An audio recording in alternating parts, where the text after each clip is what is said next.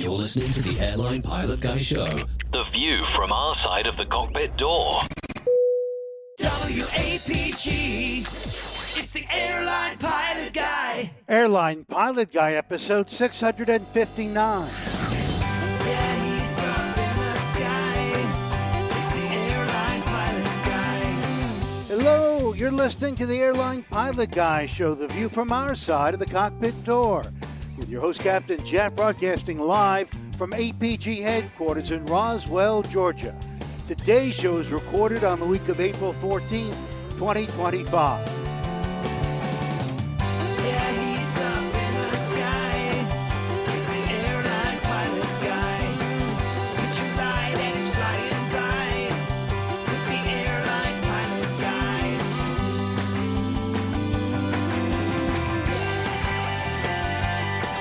In today's episode, a sightseeing helicopter crashes in the Hudson River near Manhattan, killing 6 people. And a small plane's elaborate flight path from takeoff to crash in Florida. Also ahead, more news, your feedback in today's RAF plane tale. So get all settled in. Tray tables and seat backs in the upright and locked positions. Electronic devices powered on. I'm Radio Roger. Flight 659 is ready for pushback. Thank you, Radio Roger. He's an award-winning TV and radio reporter currently at the number one all-news station in the nation, 1010 Winds on 92.3 FM in New York City. Welcome to the Airline Pilot Guy Show. It's an aviation podcast covering the latest in aviation news and answering your great feedback. I'm Captain Jeff, a former U.S. Air Force pilot and retired Delta Airlines captain. And joining me from his studio, in Hartford, Hereford, and Hampshire. retired professional dog photographer, former RAF, RAAF fighter pilot, retired Airbus A330, A340 captain for Virgin Atlantic Airways. It's Captain Nick. Hi, everybody. Hi, Jeff. So, 659.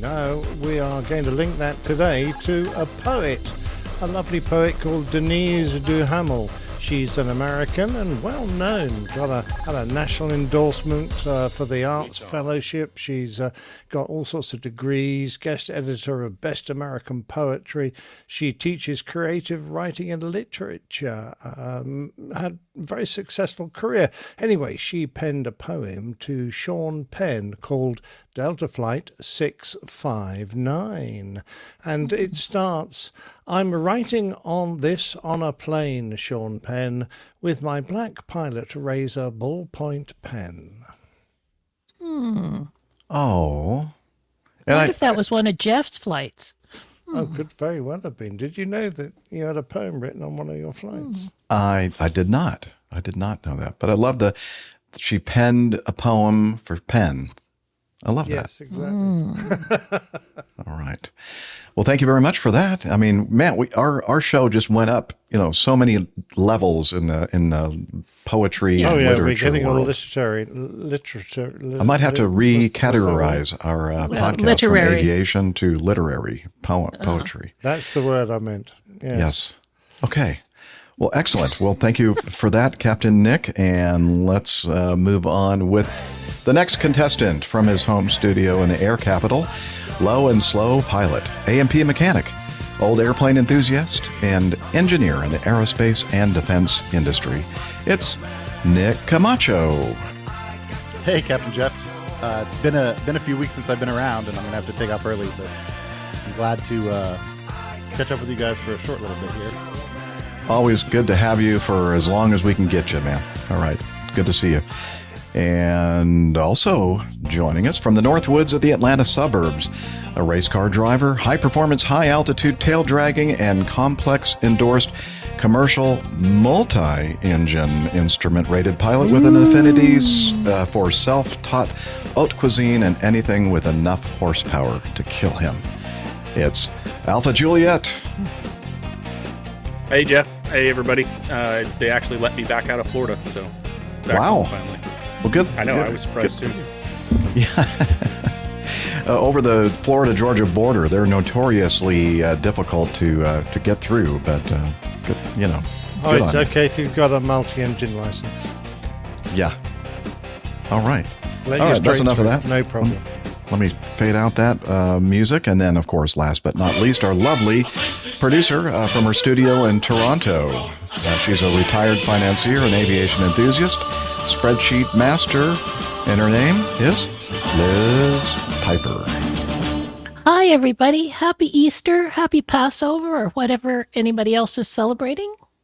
Yeah. Happy everything. Excellent. Happy everything. Happy APG weekend.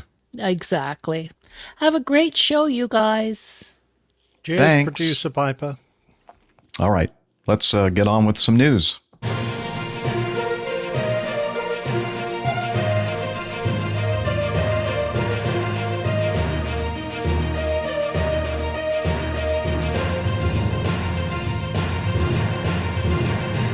Stand by for news. A dramatic mid-air hijacking came to a tense and tragic conclusion at the Philip Goldson International Airport, PGIA, this afternoon. When a small, well, not this afternoon. I guess this happened A couple of days ago, I think. couple of days ago. A small passenger plane was forced to make an emergency landing after circling Belizean airspace for hours. I've never seen that name before. Belizean. I guess the airspace around Belize. For hours. The hijacker, a U.S. national identified as Akinyele Sawa Taylor, was fatally shot, and 3 passengers were injured. Police Commissioner Chester Williams confirmed that the aircraft, which had taken off from Corozal, was hijacked by Taylor, reportedly a U.S. military veteran, shortly after departure. Here's a quote from Williams, the commissioner. Shortly after taking off from the airstrip, the plane was hijacked by a passenger on board who had been identified as one Aiken Taylor, who is a U.S. national. Apparently, he's a veteran as well. Based on what we were getting, the hijacker was demanding that he be taken out of the country. The aircraft circling Belizean airspace between Belize City and Ladyville even veered out toward the Terneffe area at one point. Authorities grew increasingly concerned as the aircraft's fuel levels dropped. Our greatest concern was the fuel consumption. The information that we were getting was that the fuel was depleting and the plane was still at a very high altitude. Of course, if you're going to have depleted fuel, you'd want to be at a high altitude, right? Well, not if you're going to crash. Well, I mean, it gives you a little bit, it gives you more options. More gliding range. Yeah, more gliding space. Okay. Thank and you. you'll burn less fuel up there, so you'll be able to fly longer. Okay. Right. Good point. I stand corrected. Okay, let's see. Williams and a police team moved to the control tower to monitor the situation more closely, while multiple police units were deployed across the country, including to San Pedro, the municipal airstrip, the Philip Goldson International, and even to locations on the coastal road.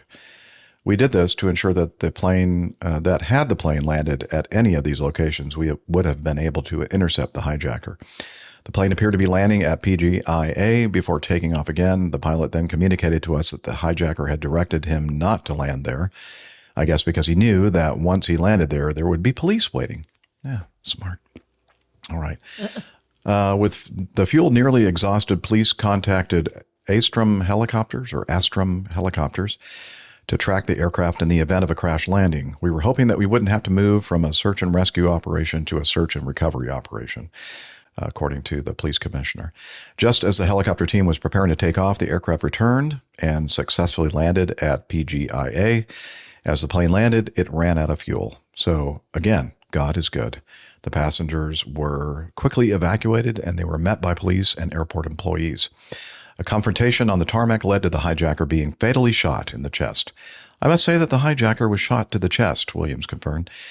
3 passengers on board the plane received injuries. They were stabbed with a knife. The hijacker had a knife. Ew. One of the passengers with a licensed firearm reportedly shot Taylor as the aircraft landed. What we gathered from one of the passengers who was injured is that as the plane landed, he shot the hijacker. He had a licensed gun. Wow. Sorry, Jeff. Right. They just keep repeating what they've written. I know. But As per usual. That just never happens. I don't, No, it's so strange. Is this what they teach in journo school? Must be. Like right Because everybody does Those guys go to school? I'd be curious where the gun keeps its license. Like, does the gun have to have its license on its person, or? Well, it was the gun that was licensed, not right. the carrier, I guess. Right. That's what I'm saying. So where's the gun? Oh, right. Yeah. Okay. Where does the gun carry his license? Yeah. That's a good Does the question. gun have pockets? So, okay. So basically what we got here is some dude decides to hijack this. It looks like a, what is this? A caravan. A caravan. Yeah. It's a Says grand caravan. Is this, I may have missed it. And this is the first time that I've actually seen this and reading it. Is this, so this is not a scheduled airline. It's like a charter service, like a, Not sure. Might Not be sure. a scheduled airline. Tropic Airlines, I think. Down there. oh, okay. I just don't remember reading that, but I have a very short memory. It says, the livery on the airplane says Tropic, but I thought it said something about a private airplane or something. But anyway, whatever, regardless, the guy pulls out or tells them that he's hijacking the airplane. But I guess the hijacker only had a knife and not a gun. Right. Don't bring a knife to a gunfight. Oh, good point, Liz. Anyway, so I guess it was a happy ending, except for the hijacker. It wasn't happy for him. Yeah. I don't know what he was expecting, though. So, I don't know. I mean, you don't he mess apparently around. just wanted to refuel there and go somewhere else, but we never found out where. Wah, wah, wah. Yeah. Well, thank you, Take Sean, me for to sending that Cancun, in. he said. What's that? Or I'm take sorry. me to somewhere in Mexico, apparently. Sean's comment was they don't mess around down there. Nope. Yeah, Tropic Air looks like Tropic Air is the airline of Belize. Oh, That's what I thought. So it looks okay. like Well, thank you very they much. have, I don't know why they It's a didn't state. Belizean airline. I guess they didn't state that at the beginning, just assuming that everybody knows that. Well, everybody does. You don't. They'd be, but- It's an they awfully would be small wrong. airplane to be and have a national airline flying it, but I guess It's they- an awfully they have small 15 of them. country. Yeah, Belize is not a big country. All right. All right, No, enough we, of that. we used to have a lot of our troops and part of our Air Force out there because we used to be a British colony colony. So we agreed to continue to defend them against all their angry neighbours when they became independent. But not hijackers. Well, I don't know if they're still down there because they used to have Harriers down there. So I don't think we have enough F-35s to replace them. Okay. All right. Let's move on to this next one from NBCPhiladelphia.com. 5 hurt after small plane crashes in Lancaster County, Pennsylvania. This occurred on the 9th of March, so it's been a while now. But we've been holding it because we wanted to have some expertise Somebody who knows to Bonanzas. analyze this. The crash occurred on Sunday, March 9, 2025 in Manheim Township, Pennsylvania, according to NBC 10 affiliate WGAL News. Let's see. It crashed in a retirement community.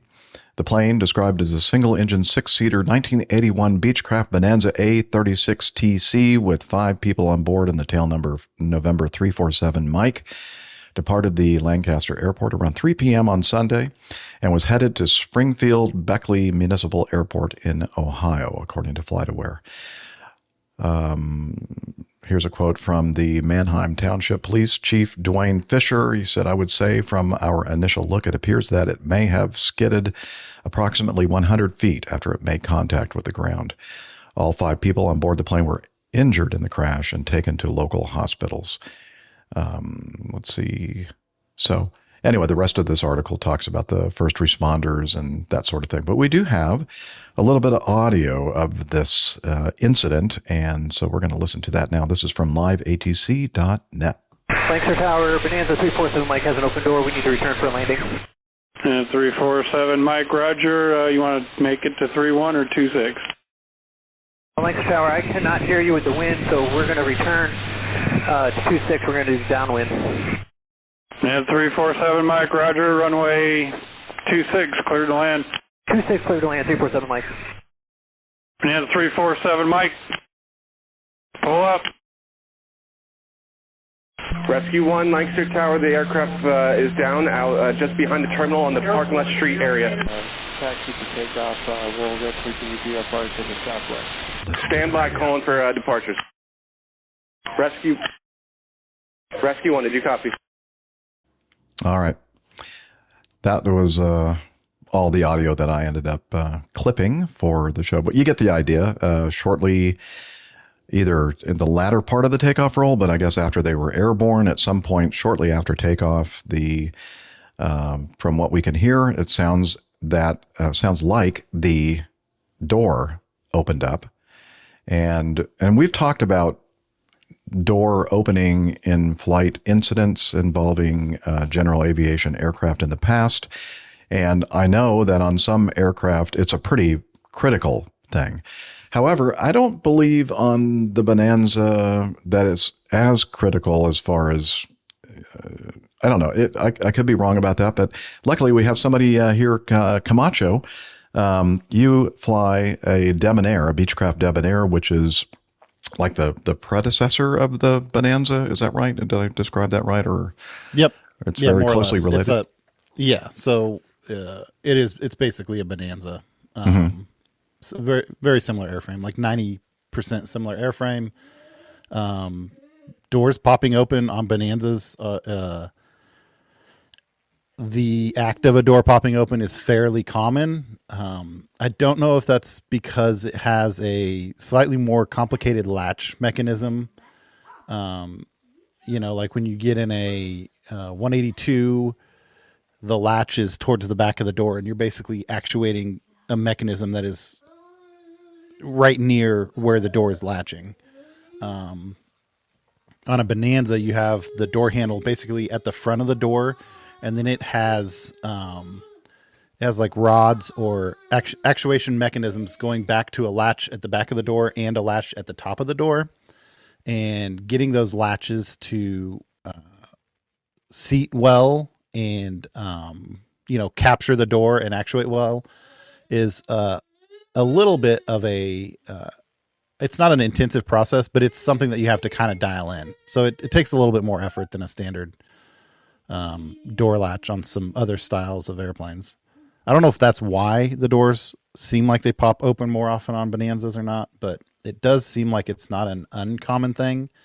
And when I did transition training for my airplane, so there's a couple of different outfits. There's a independent outfit, and then there's also the Bonanza Type Club that do type transition training for the type specific airplane you're flying. And I did mine through the American Bonanza Society, which is the Type Club. And not only do we brief it on the ground in the ground school portion of it, but the instructor I was with actually popped the door open during one of the circuits that we did. And basically the intent there was to show that it is basically a non-factor when the door pops open on takeoff. So for me, it happened, we rotated, and I may have just got the gear started up, and he popped the door open. The door came open. It's hinged on the front. Let's see. So let me share a picture here. Okay. Because I also thought it was a couple of other interesting things that I don't think are probably relevant to the accident itself. But so this is a picture of the accident airplane. Okay. And if you look, pop that up. Okay, here we go. There it is. There we go. Yeah, cool. So it's kind of hard to see, but right above the tip tank, you see the hinge point. So the door is hinged on the leading edge. So when it pops open, it opens up about 2 inches, like 2 to 4 inches, and then it just kind of hangs out in trail.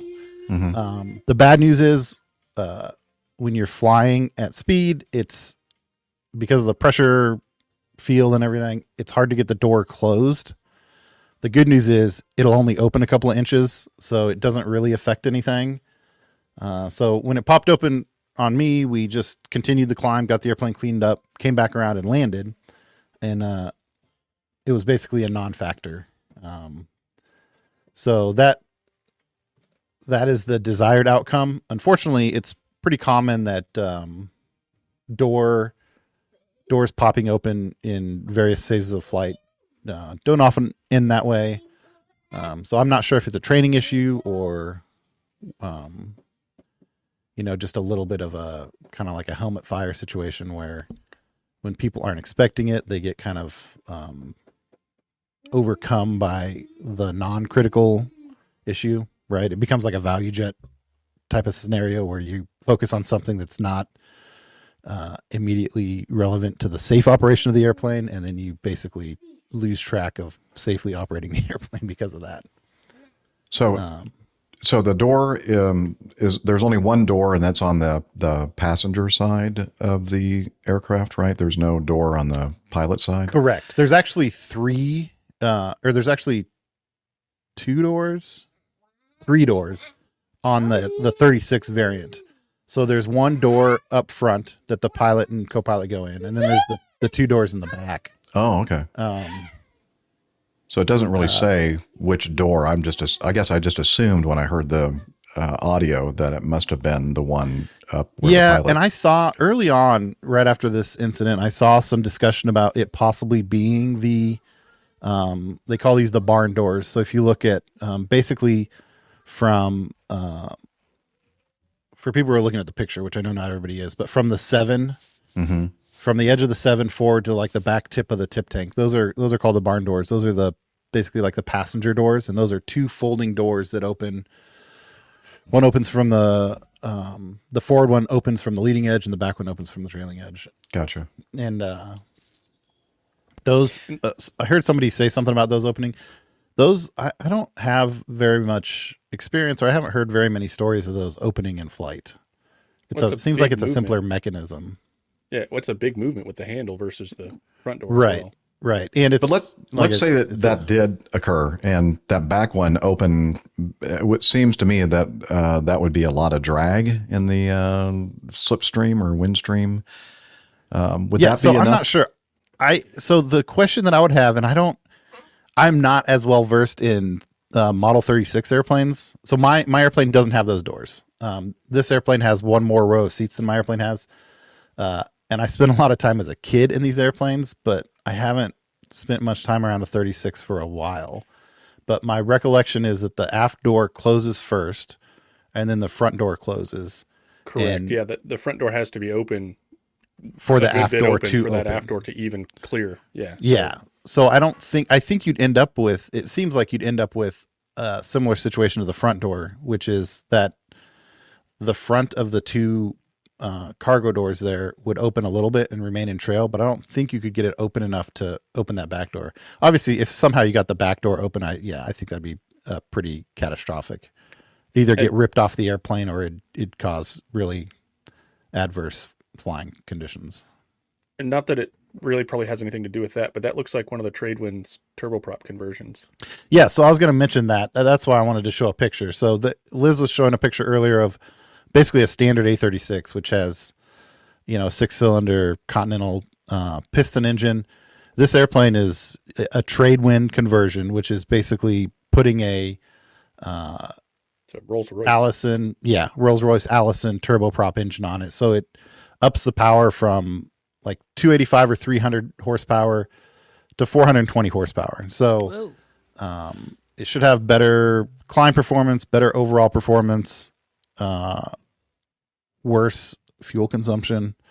But I don't know how that would affect the airplane in a door opening situation. In my mind, I just think he's probably climbing out at similar speeds that a piston Bonanza would climb out at. So I wouldn't think that the aerodynamics would be affected all that much. But he would have more power to overcome any sort of performance impacts of having the door open. So I don't think I don't think that'll end up having a significant impact on the incident, but I don't know. It is something to note. So I know we're going to wait for the NTSB to investigate to figure out exactly what occurred here, if it was something that, affected the aerodynamics of the aircraft and it was almost unflyable, or if it was more of a distraction kind of thing for the pilot, and not focusing on getting, flying the airplane and getting it on the ground.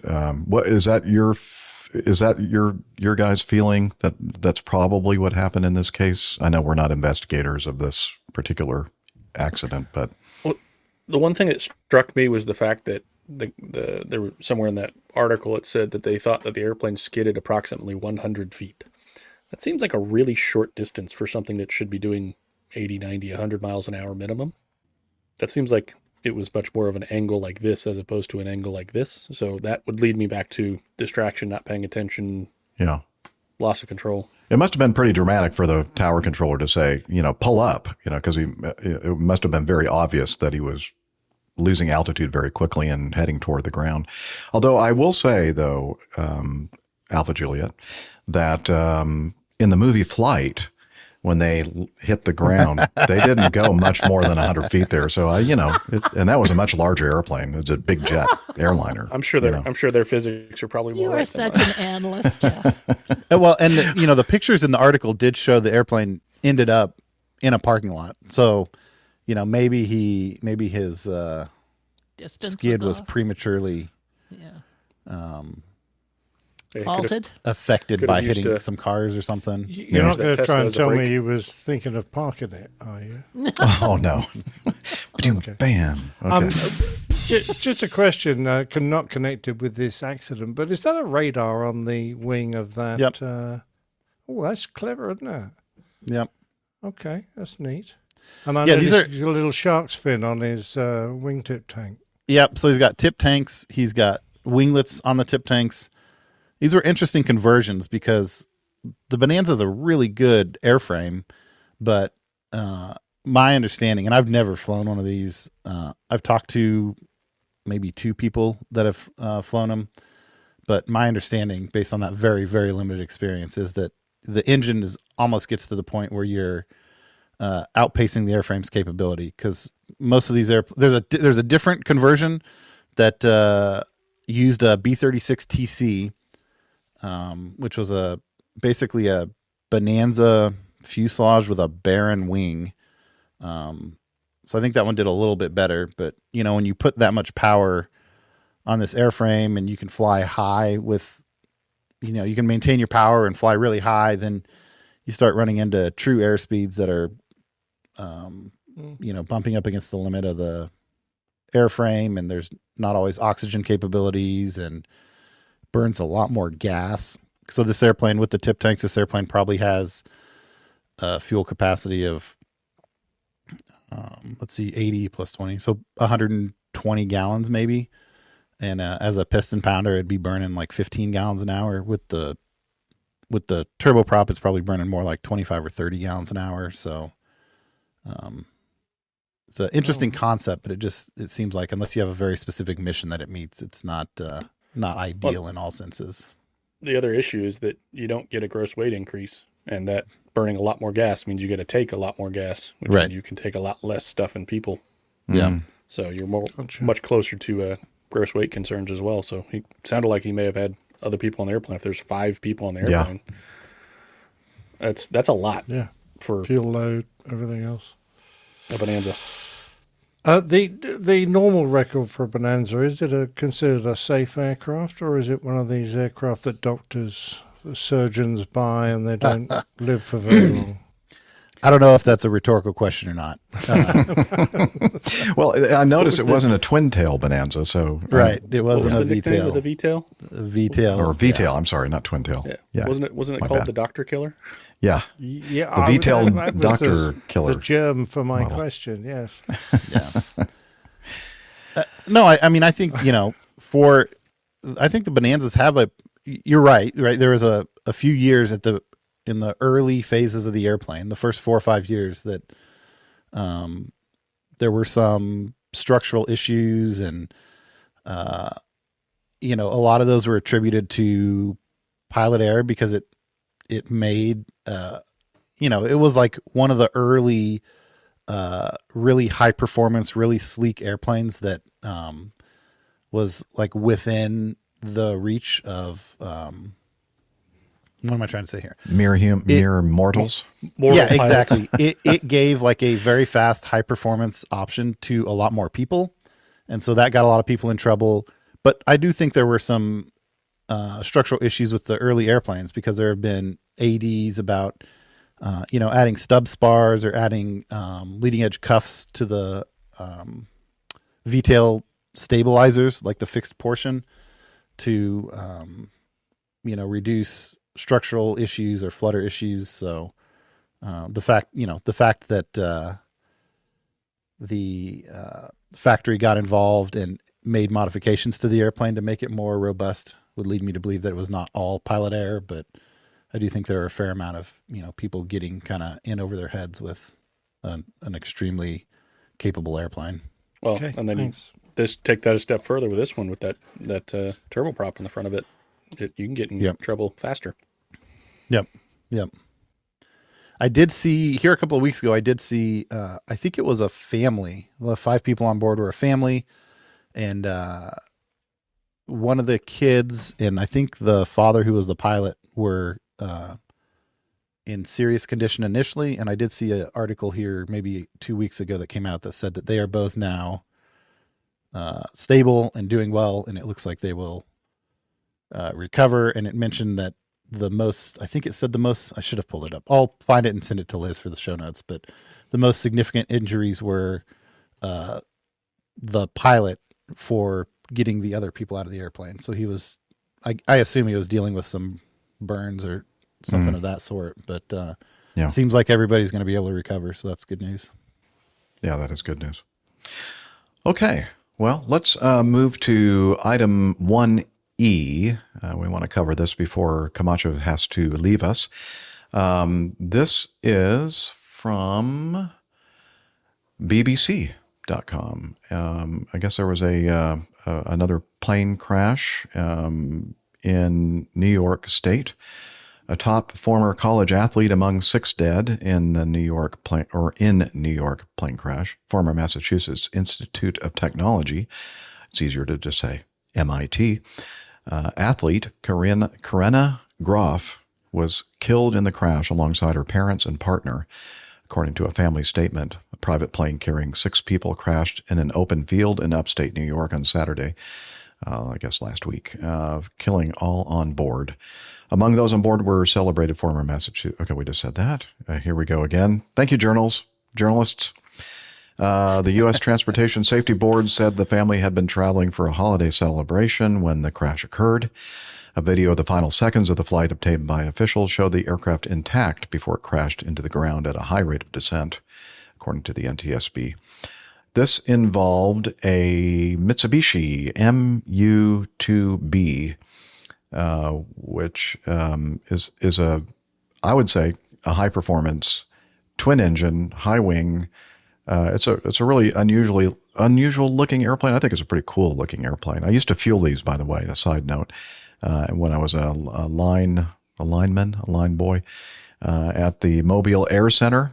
And I just wanted to say these things are a little tricky to fuel because you end up opening up the fuel tanks on these wing tanks at the wing tips, and then you start putting the jet fuel. Got to make sure it's jet fuel because these are turboprops on one side. But you have to be careful. You can't just fill up the whole darn one wing tank and then move over to the other one. Well, you could, except that the airplane would be tipped on its side. It's very, very tricky. I've seen it happen.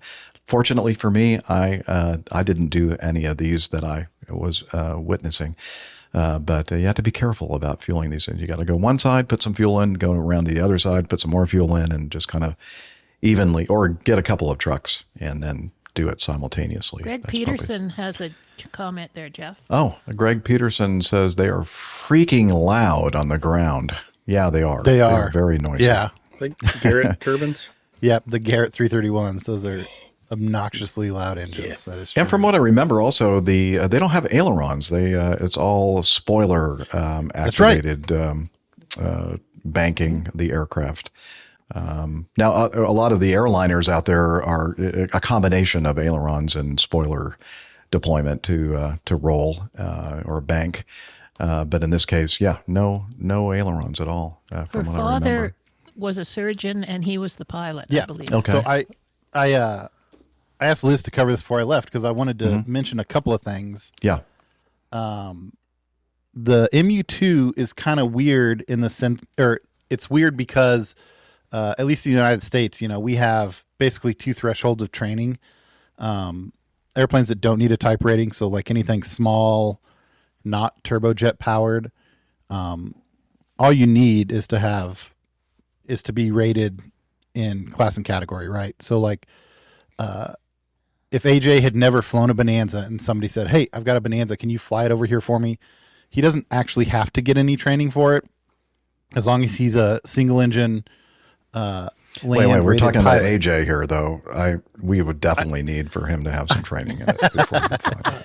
Right, and he can only fly multi-engine now. Yep. I'm sorry to interrupt you. And some of that, a lot of that is, even though the FAA doesn't require it, a lot of people do have to get additional training for insurance. The insurance necessitates additional training. But in terms of what the FAA requires, anything below 12,500 pounds and not turbojet powered doesn't require any additional training, with a few exceptions. And the MU2 is one of those exceptions. There's actually a Special Federal Aviation Regulation 108. Yep. Ed Cause says terrible safety record, which is true prior to the introduction of this safety training. So basically what happened is MU2 had a really poor safety record, and the FAA analyzed it and stepped in and basically made this special SFAR, which required additional training, and it dramatically increased it dramatically decreased the rate of accidents in the MU2. And so I was poking around, and I found an AOPA article. This is from 2016, so it's not current, but it says, so that SFAR was originally put into effect, it looks like in 2008, I guess. And it says in the 20 years before SFAR 108 was published in 2008, MU2 series aircraft had 80 accidents with 40 fatals, according to an FAA safety evaluation of the turboprop, which has unique control surfaces and characteristics such as spoilers rather than ailerons used for roll control, like Jeff said. Since the SFAR was implemented, the fleet of approximately 300 aircraft operating under Part 91 and 135 has experienced only 2 fatal accidents, the FAA said. So, it basically went from having 2 fatals per year on average to 1 fatal every 4 years. So quite a step up in safety. Juan Brown on the Blancalirio YouTube channel did a video on this crash shortly after it occurred. Of course, this is, the NTSB is going to be investigating and, figuring out exactly why it crashed. But I'll put that link to his video in the show notes so you can watch. And he goes into a lot more depth than we are going to on the show here. But basically, the airplane had taken off and was headed up toward, I think, Columbia Airport or something like that in upstate New York. And the weather at the time was not great. I think it was like a 400-foot ceiling. And on approach to the runway, the pilot ended up executing a missed approach. And he didn't fly the published miss procedure. He must have received, I don't think we have any ATC audio from this, but I think he must have received vectors from air traffic control. And during that part of the flight is when the aircraft somehow, for some reason, lost control and crashed. But I just wanted to mention that that Juan did cover this, and we'll have a link to his fine video in the show notes. Bye, Camacho. Thank you. Thanks for joining us, Nick. Great to see you.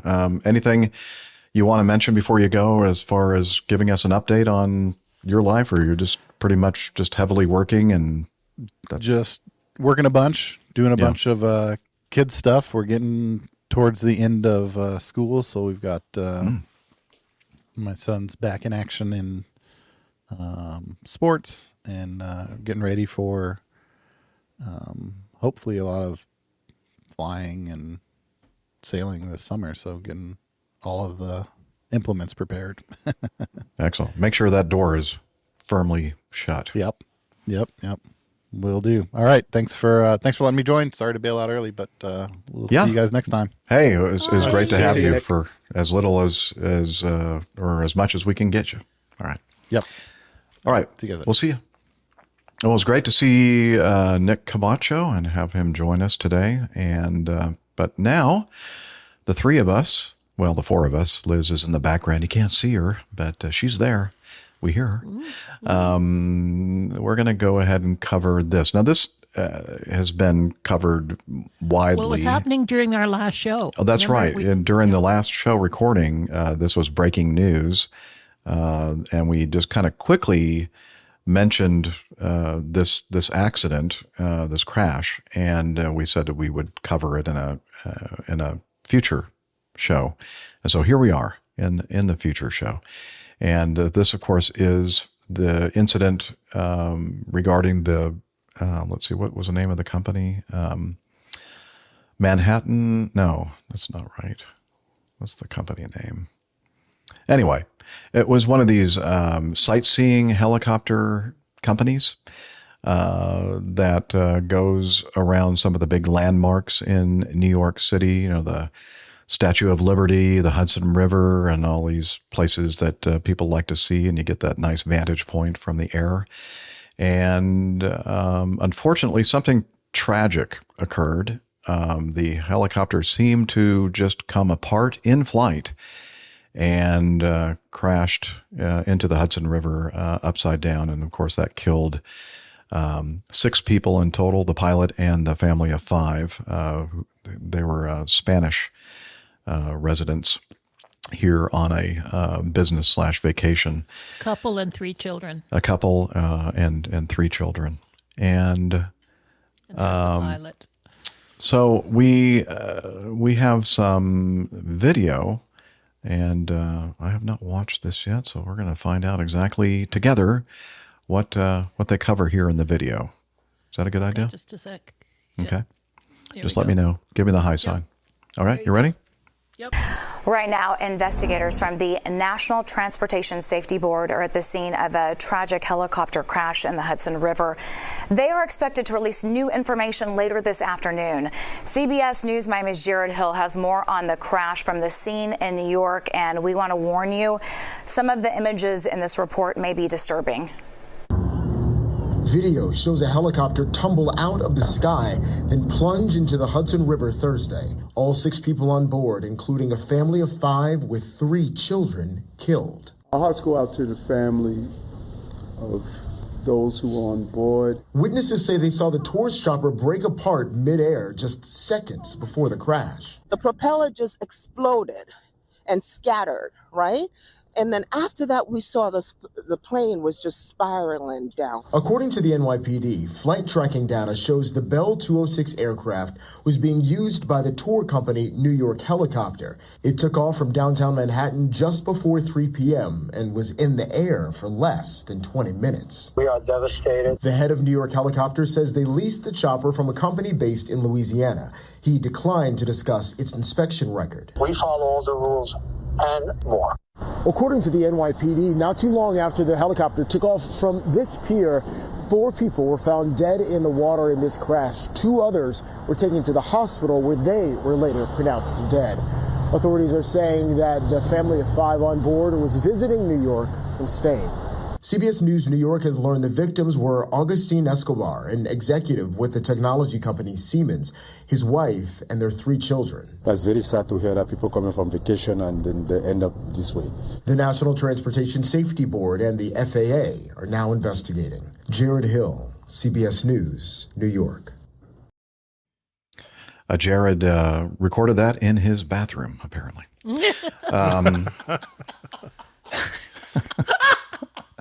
Well, did you? I'm thinking, come on, man, get a good microphone, and some soundproofing. Yeah, or a studio. Yeah, hey, I bet that company you work for has a very nice recording studio. Okay, I'll cut that out of the audio. He was out on site. That was being a little bit critical, Jeff. I'm sorry. Okay. So there's still the investigation, of course, is going full throttle, and they're trying to figure out exactly what happened here. But we have a helicopter expert in our APG community. I actually asked Sam to join us today, but he's busy doing some flying or something. I don't know. Sounds like a lame Some excuse to me. useless excuse. Yeah, I know. Come on. He's in Frankfurt. He's in Frankfurt, I think, maybe. So he's an international airline pilot. And but he, at our request, or actually, I don't know if we requested this or not. We didn't. He just sent it in. Yeah, he just sent it in himself, thinking, hey, I know something about helicopters. Let me record this audio and send it into the APG. So we're going to now hear from Sam Dawson. Greetings, APG crew. Sam Dawson here. Thought I'd give some audio feedback on the tragic helicopter crash that occurred last week in New York City. My intent of this audio is not to play NTSB or replace the NTSB, but hopefully to educate on some possible causes of this accident. The NTSB will be on top of this investigation. I'm sure a prelim will come out very quickly since this was a catastrophic failure in a widely used airframe. Prelim report from the NTSB may even come out before this audio is published. A little about my background. I have about 3,000 hours of helicopter time. I was a military instructor pilot. I flew the TH-55, the UH-1, the OH-58 Alpha Charlie, which is similar to the aircraft in this accident, the OH-6, the MD-500, the UH and MH-60, Mi-17, and the Robinson-22 and the Robinson-44. There is a video of the crash sequence. I did not attach it as most of the videos I could find of this are embedded in news sources, but perhaps you can find a copy of that video and attach it. The accident sequence shows the aircraft flying straight and level, then suddenly yawing, it seems to me, yawing to the right. The tail section then separates. Then as the aircraft tumbles into the Hudson River, the main rotor and transmission separates from the aircraft as well. I want to emphasize that my opinion is just that, my opinion. I'm not here to cast stones at anybody, make judgments, just to kind of give a little bit of background of what might have occurred here. First, I wanted to address the possibility of mass bump. That was brought up as a possible cause before the video surfaced. And I don't think that's what happened here, but I'll just briefly explain what a mass bump is without getting into too much detail as I'll put everybody to sleep. Mass bump is something that can occur in a teeter-totter rotor system, such as on this Bell helicopter. Basically, it's like a seesaw. One rotor blade goes down, the other rotor blade goes up. One leads, the other lags. In a negative G pushover recovery, you can get into a scenario where a blade excessively flaps down into the tail boom or bumps against the mast itself. By negative G pullover recovery, I mean you push forward on the cyclic, get into a negative G or situation where you're light in the seat, and then pull back aggressively on the stick. Other rotor systems, such as the Blackhawk that I flew or the OH-58 Delta model that my wife flew before going to med school, use fully articulated rotor systems that can handle negative G pushovers and recoveries and are much more maneuverable and almost aerobatic. The BO-105 used by the Red Bull team uses a hingeless system, which again can handle those aerobatic maneuvers and negative G maneuvers. Again, looking at the videos that are available and the ADS-B data, it does not appear that mass bump was the cause of this accident. It appears the aircraft was just flying straight and level. The pilot was giving the passengers a good tour, nothing erratic, and then just the aircraft suddenly started spinning to the right. The second possibility I will address is the possibility of a main transmission failure. Main transmission failures are possible in helicopters, but extremely rare. The last one I'm aware of occurred in a Super Puma in 2016 in Norway, I believe it was. In that accident, the main rotor system actually separated from the helicopter before anything else happened. In the crash sequence we're looking at in New York, the aircraft started spinning before that happened, and then the tail boom separated, and then the main transmission followed. Because a main transmission failure is so catastrophic in a helicopter, manufacturers put systems in the transmissions that give the pilots indications that there's excessive wear occurring. These will be temp labels. These are little plastic strips that go on the transmission itself, and you check them in pre-flight. If it's darkened too much, it indicates that the transmission has gotten too hot. You have transmission oil temperature gauges and lights. You also have chip detectors in transmissions. These are magnets. If too much metal collects on the magnet, it completes a circuit, which illuminates a light in the cockpit, letting the pilot know that there's too much wear and tear on the transmission. And then normally you get some grinding noise or something indicating that there's a failure imminent. Even in the Super Puma crash that occurred, there was reported grinding noises by people observing the approach. Any of these indications I listed are either land as soon as possible if you're in flight, or in the case of the temp label, if you see that on pre-flight, that's a no-go item and the aircraft is grounded. Again, looking at the video, what I think happened was an anti-torque failure. U.S. rotor systems turn counterclockwise, whereas you're sitting in the cockpit, they spin to the left. Due to Newton's third law, for every action, there's an equal and opposite reaction. The aircraft wants to spin to the right as you're sitting in the cockpit, or clockwise. In U.S. rotor systems, if you press left pedal, it increases the pitch of the tail rotor system, increasing the thrust and turning the nose to the left. If you press right pedal, it decreases the thrust of the tail rotor system, turning the nose to the right. In a tail rotor system failure, therefore, the aircraft will normally turn to the right if there's a loss of thrust of some kind. This failure can either be sudden or can be gradual. In a sudden failure, it could be something actually happened to the tail rotor itself. Maybe it's damaged. Maybe a push-pull rod comes loose or fails, something like that. Or it can be gradual, where, say, the tail rotor gearbox starts to overheat and the tail rotor system gradually loses thrust. Again, it appears this was a very sudden tail rotor failure. Could have been caused by an external factor, say a bird or drone hitting the tail rotor, or again, could have been maybe a push-pull rod coming loose and causing a catastrophic failure of the tail. But it looks like the pilot really had very little time to react to that spinning to the right. At some point, the tail boom and parts of the tail rotor gearbox came loose. This could have been due to the blade of the main rotor system striking it, or could have been caused by the failure itself. It is possible in some cases to recover from a loss of tail rotor thrust, or it can be very difficult to do. But once you start losing tail rotor components and the CG of the aircraft shifts, it's really almost impossible to recover.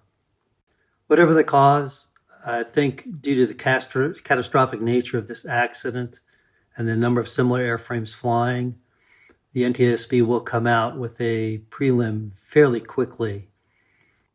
In addition, if this was caused by a part failure versus a mechanic error, I think you'll see mandatory inspections coming out as well, maybe even an AD or airworthiness directive.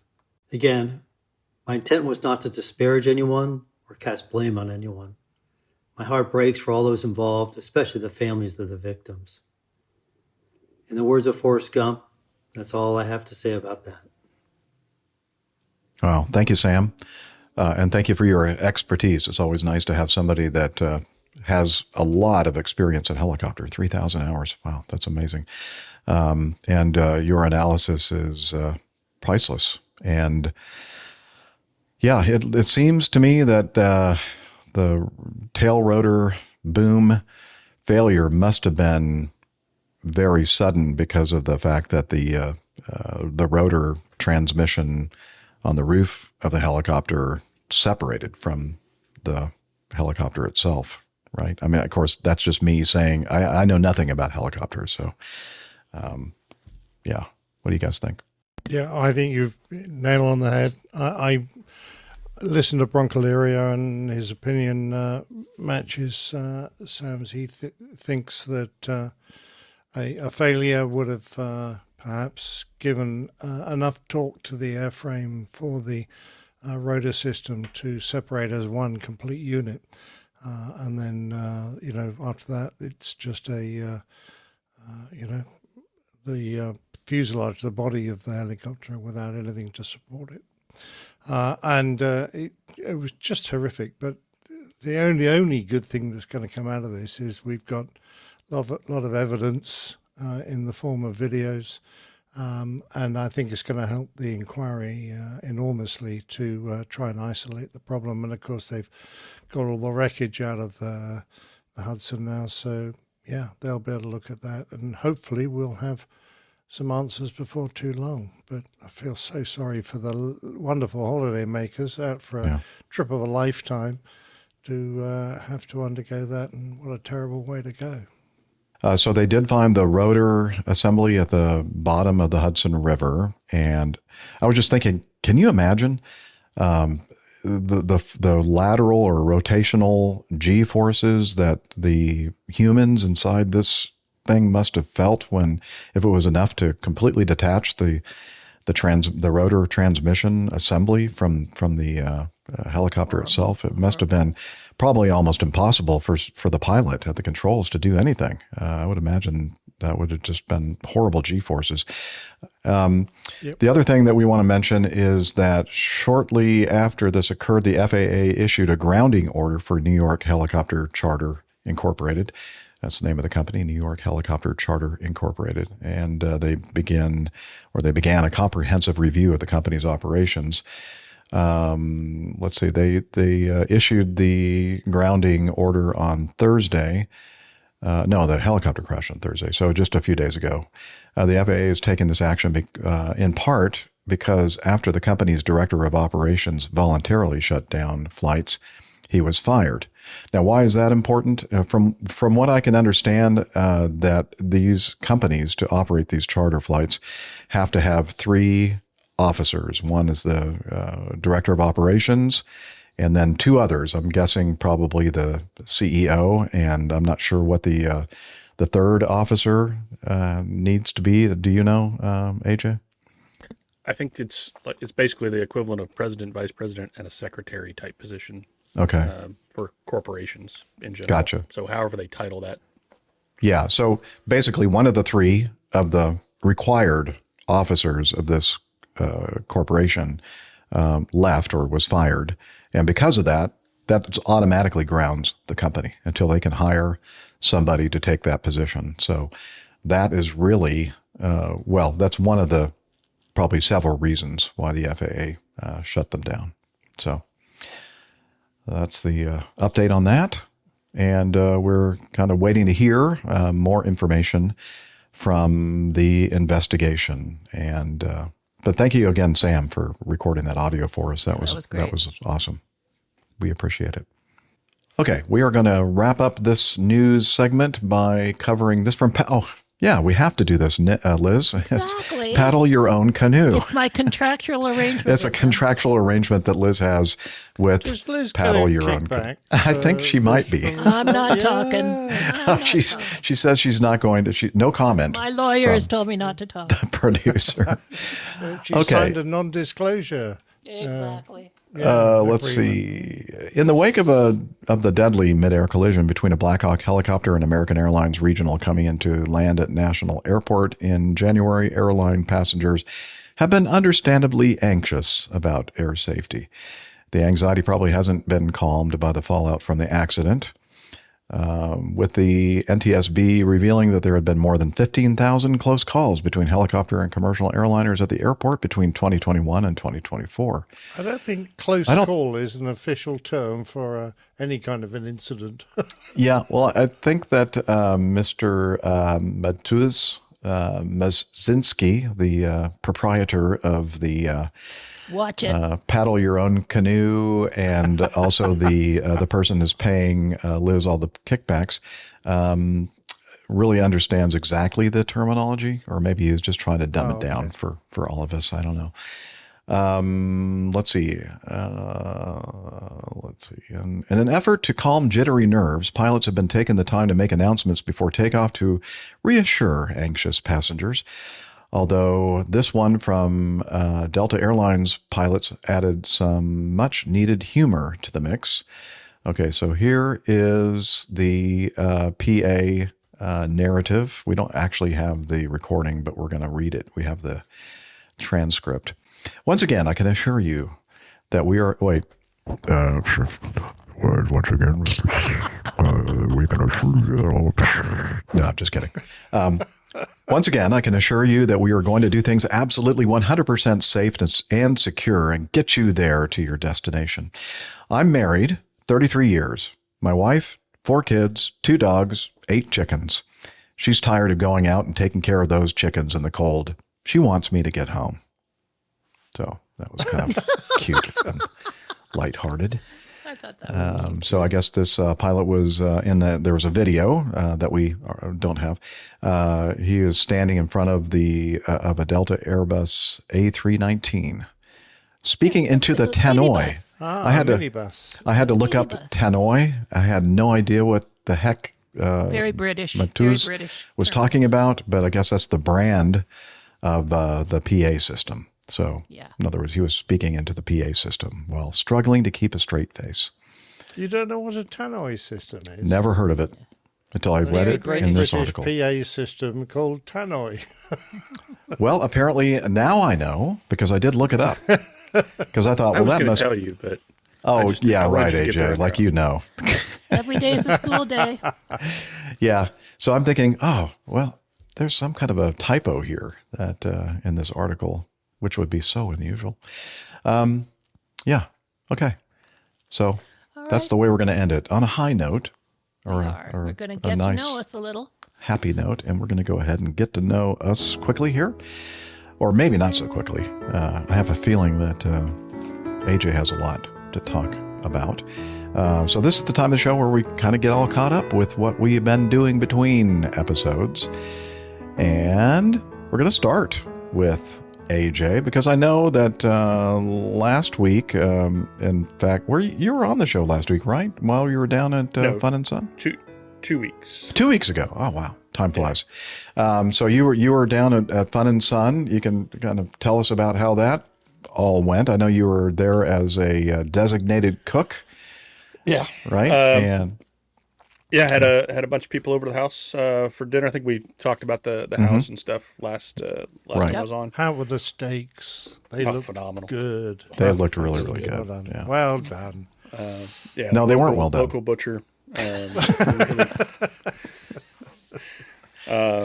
Ended up getting in an argument after dinner with one of our house guests. Oh, a trained raccoon. Ah, that's nice. Oh, wow. Yeah. What's he eating? He was having some peanut butter. After Jeff. That's my favorite I thought it said Jeff. No. Well, if you ask Nige, that's my name. Captain Jeff. That's right, Captain Jeff. Yeah. So that was that raccoon. That's great.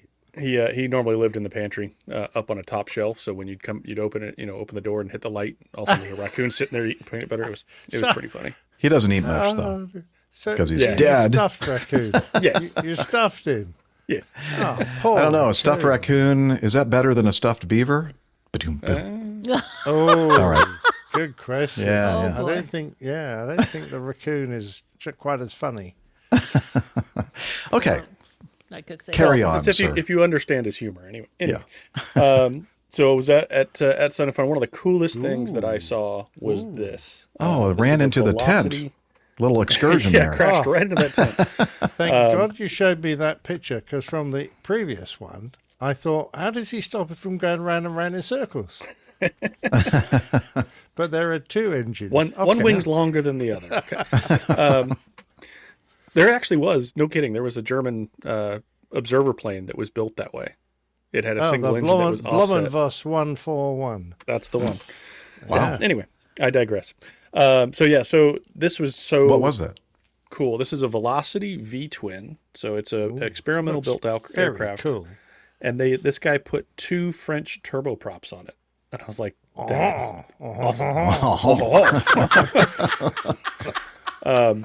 Sounds like Inspector Our Clouseau. apologies to anybody from France watching. So I saw that and I said, I immediately have to go get my multi-engine rating. So I should think so too. Over the weekend, though, got to go fly with the girls. Took DJ, my oldest, down for some glider flying, and my 6-year-old desperately. Sunglasses. Yeah, right. She's got the whole pilot vibe thing down. Yay! Love it. At 15. So cute. And then my little one, my 6-year-old, so my middle one, she was desperate to go with us. She's like, every time I think about going to the airport, she's like, "Are you going to the airport? Can I go? Can I come with you?" Aww. So we loaded her up in there, and then she promptly fell asleep. Oh, wait! I know what's happening here. She was listening to the APG, and I was droning on about something, and she that just was it. Yep. Out. But I do have to point out that this picture was taken after I landed, so it couldn't have been that bad of a landing. Wow, very good. Okay. Very good. But I know why. She's not neck. She's not sleeping. She just broke her neck. She's dead. I'm sorry. Sorry, always a good time. I'm sorry. So yeah. Anyway, so I got to enjoy that, and she's wearing her Sun and Fun T-shirt as well, of course. Oh, nice. Which my dad went to Sun and Fun, and all I got was this T-shirt. Exactly. Although they are very proud of their T-shirts, because the adult T-shirts, for someone like my size, are $35. For someone who's 20% of the size, they're also $35. Oh, yeah, really? Yeah, I was that's like, high quality cotton right You're there. a good dad. Yeah, you are. So very good dad. But anyway, after I got back, started pretty hardcore into my multi-engine training, and got to fly a Diamond DA-42NG. Ooh. Isn't that nice? Isn't that supposed to be extra special nice? It's pretty nice airplane. I don't know that it's really designed to uphold to withstand the rigors of flight school life. So, you know what I mean? How were your landings?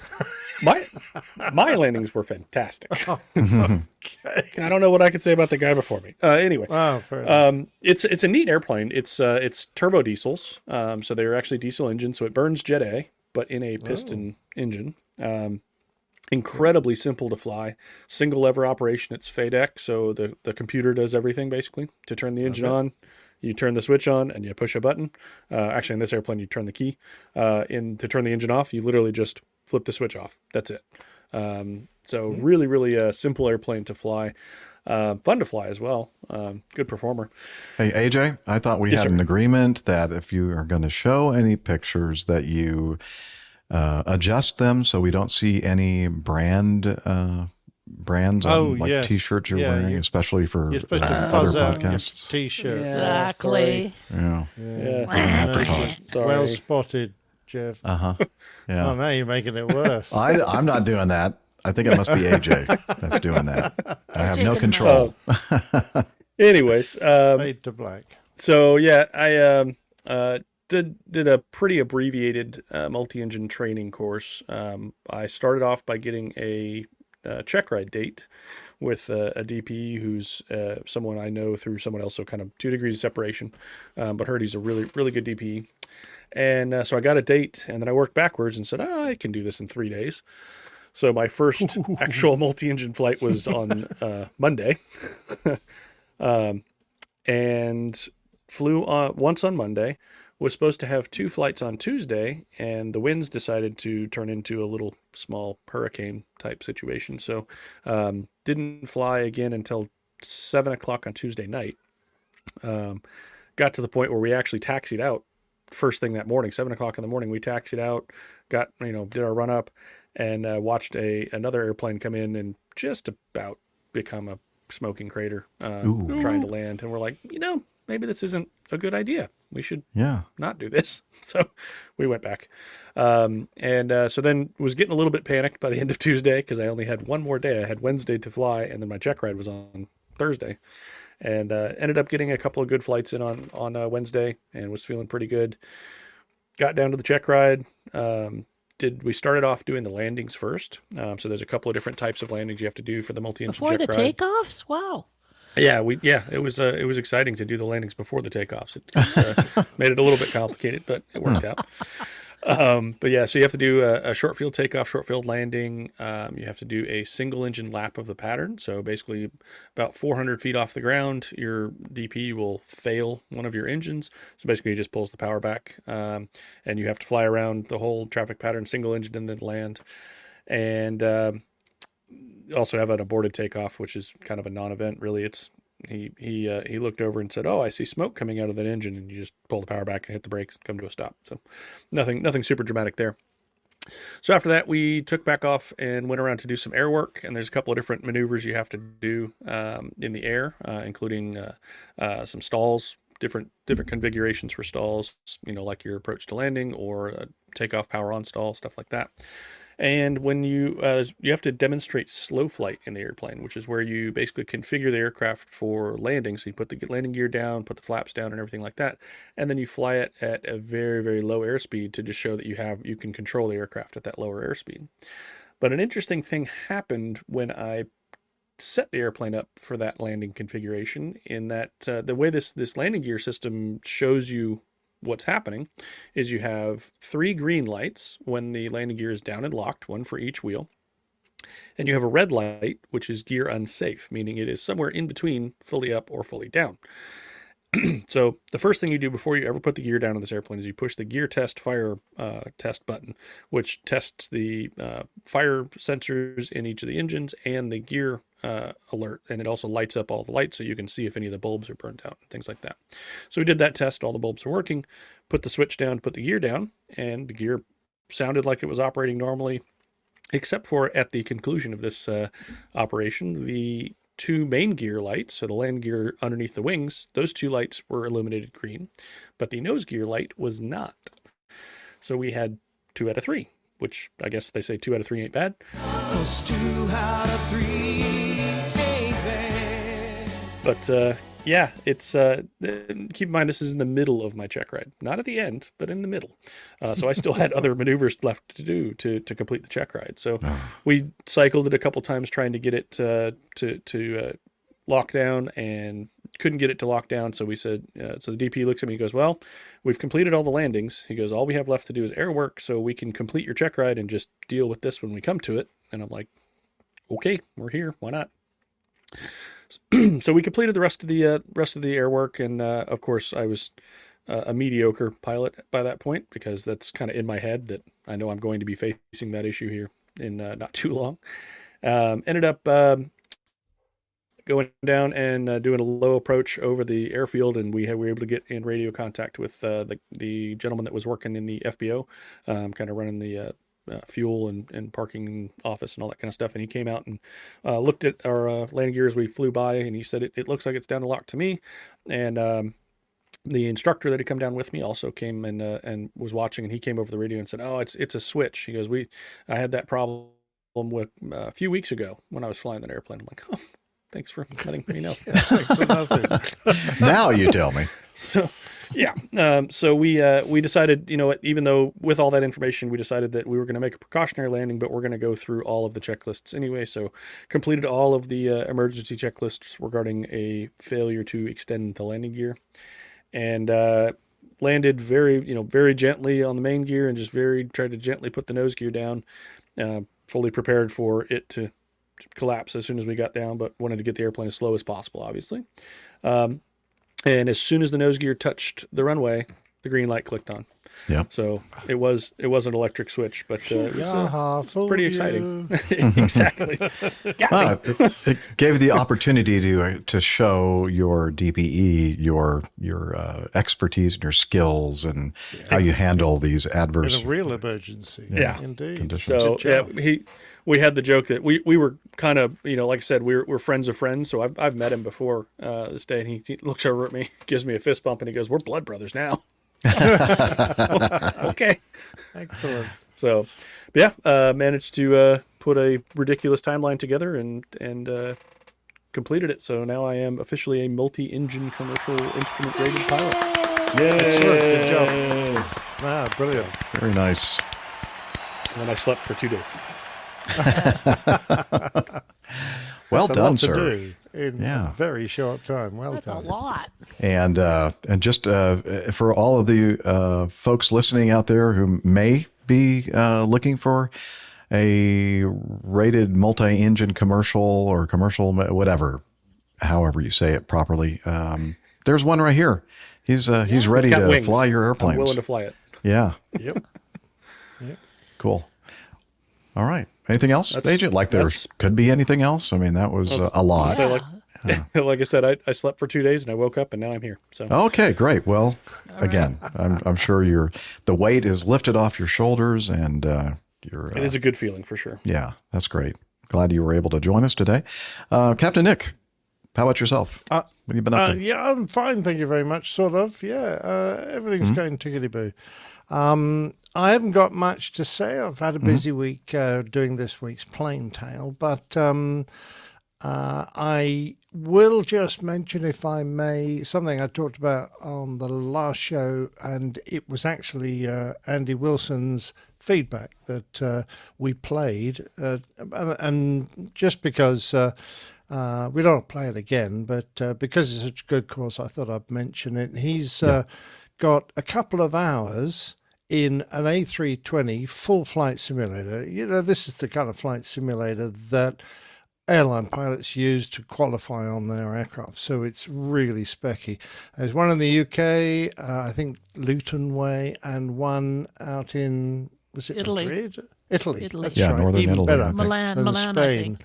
Milan. Except it began with an M. I knew that. Yeah, exactly. So Milan, if you want to go and have a nice pizza and fly a flight sim, what he's doing, he's offering to have about 100 tickets. I think they're going to be about 30 quid each. And whoever wins it can take, I think, 2 or 3 people with them. Great fun. Andy is going to coach you through a 2-hour session in this simulator. It sounds absolutely brilliant. For any av geek, it would be, the experience of a lifetime.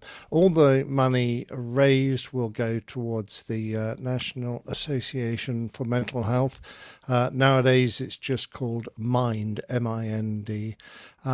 Anyway, we're going to put the links again in the show notes, hopefully, please, because Andy's wife has already raised £58,000 and they're continuing to go to see how much they can get. So it's all in a good cause.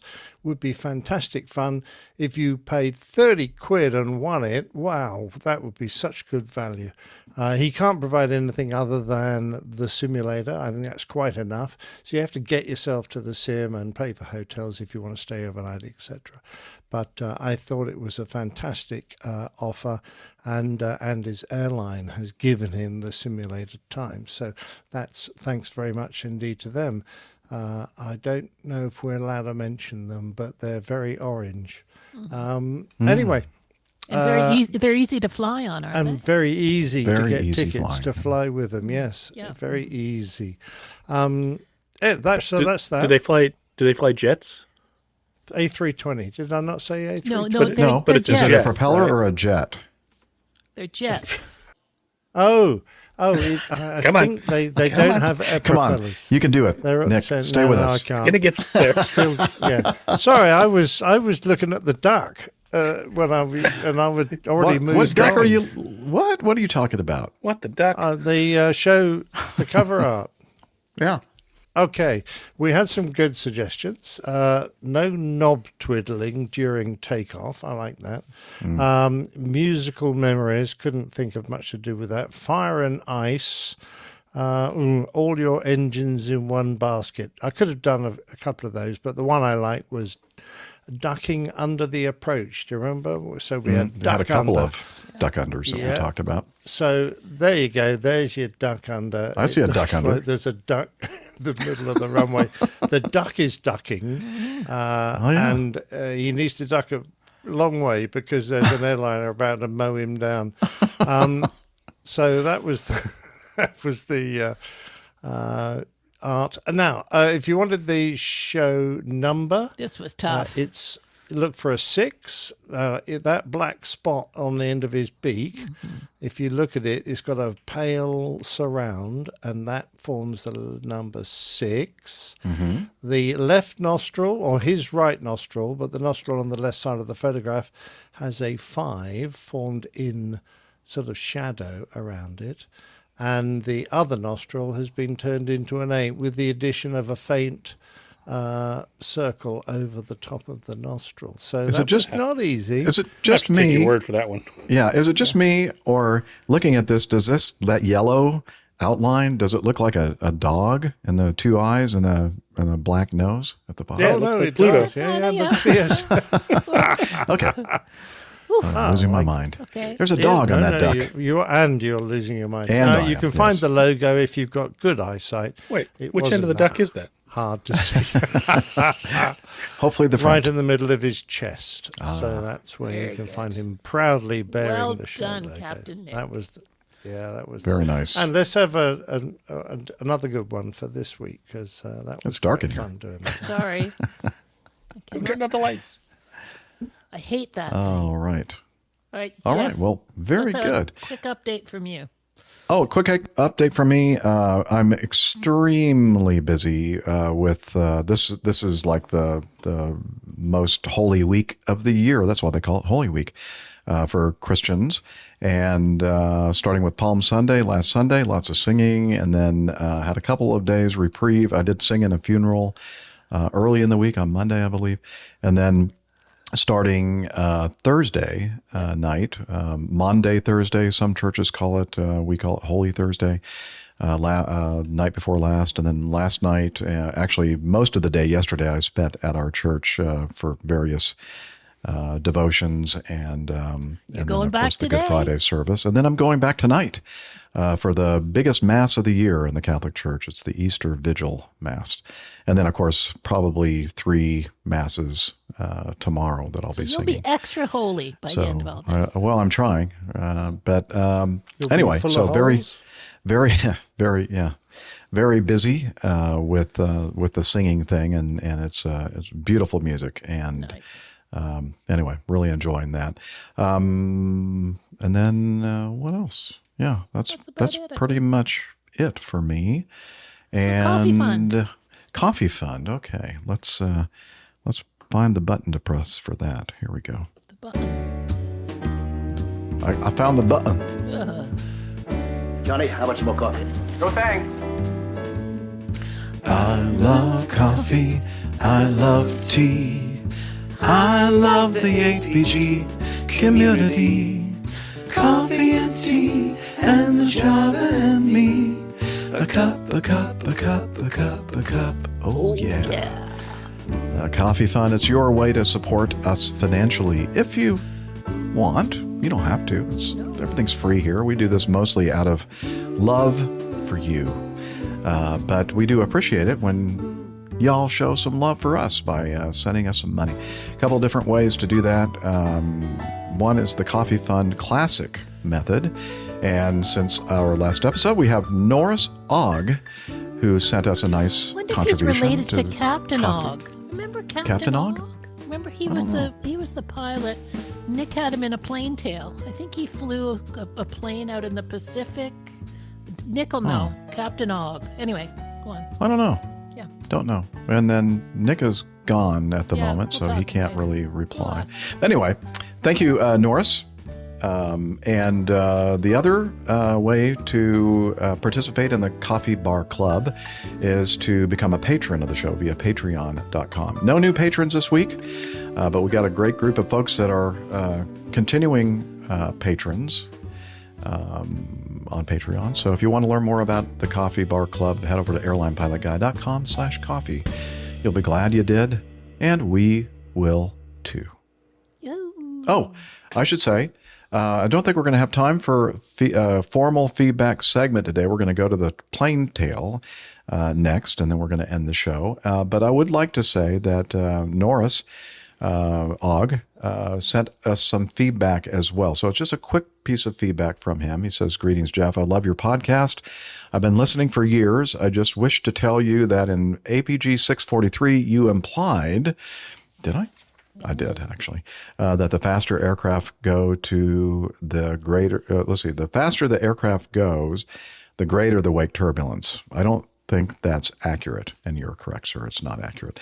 The AOA, or angle of attack, on slower moving aircraft is generally greater, which I believe produces greater wingtip vortices that result in increased wake turbulence. You and Nick are seriously my heroes. Keep it coming, and thanks for letting me experience aviation through my ears. I will buy you and Nick a coffee soon. And he did, because we just talked about it in the coffee fund. So he says, thanks mucho.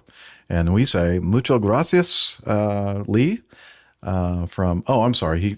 I must have used his formal name in the coffee fund. I should have put Lee Ogg. Ogg Consulting. I'm not sure what kind of consulting Lee does over there at Ogg Consulting. But you're right. I did have a little minor brain fart and implied that airplanes going fast somehow produce more. I guess I was thinking about that incident with a Airbus A380 and a business jet. I'm not sure if it was a Gulfstream or I don't remember what the model of the airplane was. Somewhere out over the Indian Ocean that basically flipped the business jet and went out of control. And luckily they were able to regain control and over-G'd the air. I think that was the last flight of that particular biz jet after the encounter with the wake turbulence from the A380. I think they only had like 1,000 feet of separation or something like that, and it went right below the 380. And so that was in my mind, thinking that going fast somehow made more wake turbulence. But you're right, I'm wrong.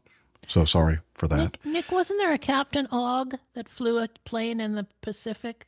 Oh, Captain Ogg, I did a plane tale about him. Yeah. He was the first guy to ditch an airplane successfully in the ocean and got all his passengers safe, but he killed like a bunch of cats and dogs that were pets in the hold and about 1,000 canaries or something.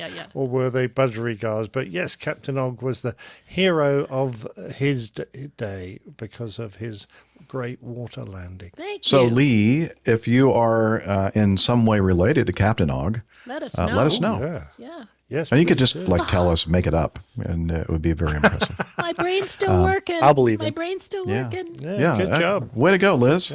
Yeah. Good All catch. Right, let's get this plane All right. tail on the road here. Okay, we're going to go ahead and shift now to the old pilot's plane tale for this week, and the title of which is going to be announced by the old pilot himself. So I'm just going to push this button and give her a whirl. The Old Pilot's Plane Tales, RAF Form 414, Volume 34. Those first few weeks with Virgin went by in a blur of activity. From never having even seen an A340 before, 6 weeks later I was part of a crew heading for an airport that I would learn to love and hate in equal proportions, New York's John F. Kennedy International. It was the start of my line training. Back then I never questioned the terminology of my new profession. Growing up with a father flying in the industry, I was well used to the odd names given to things aeronautical.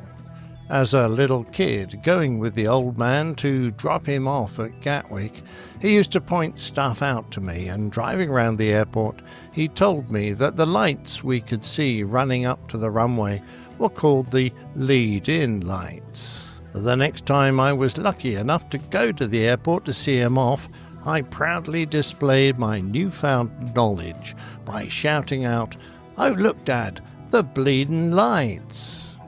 The term line in relation to the kind of flying I was now doing appears everywhere in our industry. Airline, flying the line bidding, the flight line and such. But its origins are obscured by the BR, the Bravo November mists, and the MIFG, shallow fogs of time. As with many aeronautical terms, it's likely that they were carried over from old naval language, and since most sailors were kept 3 sheets to the wind, with their daily ration of a gallon of beer, later to become a half pint of rum, I'm not surprised. A line typically referred to a length of rope, but also a tactical formation of Navy ships when they sailed line astern or when drawn up in a line of battle. Warships that could employ such tactics were ships of the line, implying the grandeur and strength of the mighty vessels involved. It's likely then that the civilian shipping lines would adopt the same term so that they could bathe in the reflected glory of their naval counterparts. The largest and most successful companies operated regular schedules along defined routes, hence liners sailing along line routes. The advent of organised air travel that mimicked those voyages became airlines, and when lining up your aircraft on the apron, it became the flight line. Keeping track of an aircraft flying the line was originally done in lines on large chalkboards, so pilots and aircraft schedules became lines. Now that I was commencing my immersion into the vagaries of the line, I was as keen as mustard. The first couple of flights on my roster were designated as supernumerary, or in Star Trek terminology, I was a Klingon, tagging on to a training captain with a first officer further along in their training than I, so that I could get used to how things were done. It was fascinating to be the fly on the cockpit wall and see all the theory learned over the previous 6 weeks being put into practice.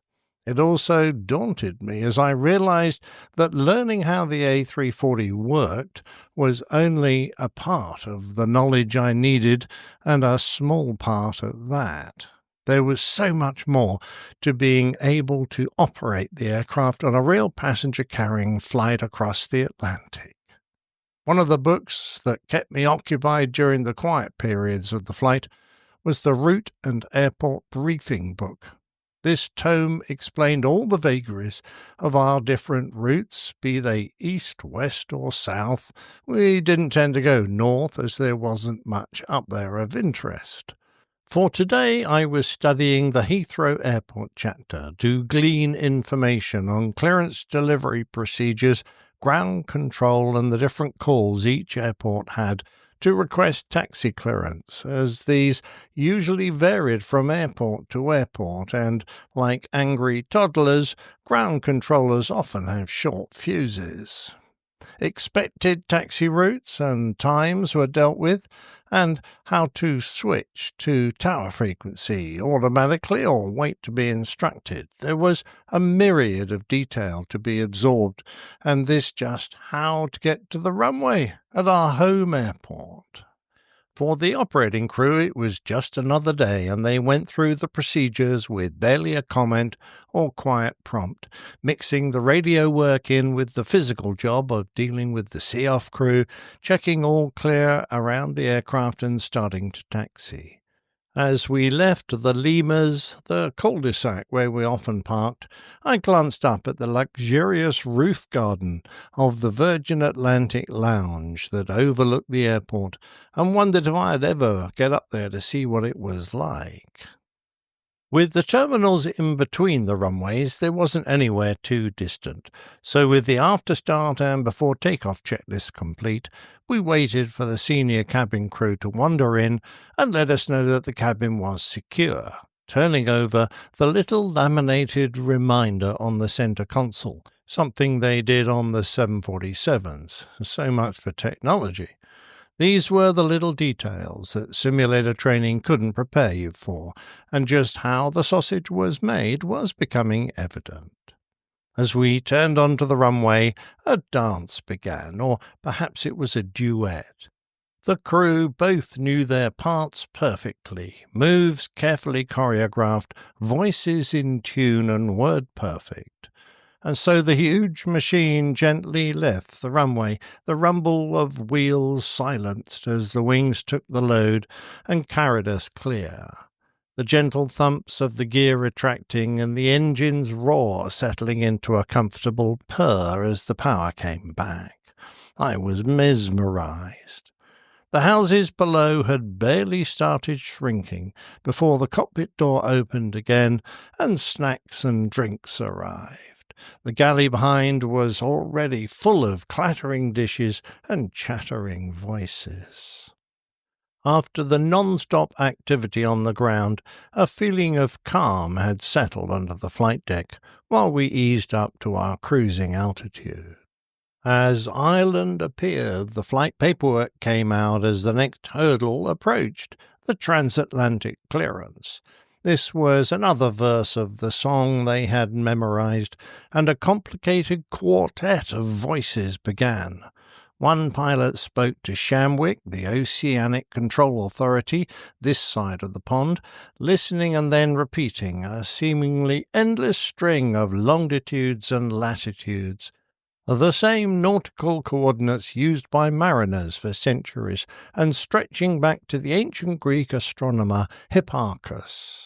With one ear on his colleague to confirm the veracity of the toing and froing that was going on with the Irish controller, the other pilot continued to work London, seeking vectors to the oceanic entry point and the climb they would need to achieve their crossing altitude.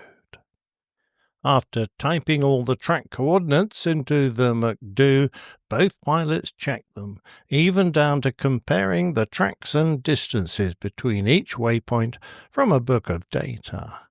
Finally, as they approached the start of the Atlantic crossing, the heading reference for the aircraft's compass was selected away from magnetic and onto true headings. The allocated Mach number was manually selected, and the altimeters cross-checked to ensure their accuracy. Then out came another checklist to confirm that the aircraft was indeed correctly configured to complete the crossing. My mind drifted to the pioneers of this flight, Alcock and Brown, the first to fly non-stop across this ocean 74 years earlier, back in 1919, 8 years before Lindbergh's solo crossing. All that remained was the last part of the ceremony, the transfer to the high-frequency long-range radio to check in with that controller and receive the concluding notes of the song started half an hour before, the notes that would activate the aircraft's cell call. With that finale, the radio's cell call alarm was activated. And the crew were able to mute the loud hash of noise ever present on the HF frequencies. I remembered as a young kid riding on the jump seat of my dad's VC-10 heading down to Nairobi, being startled by the very same system.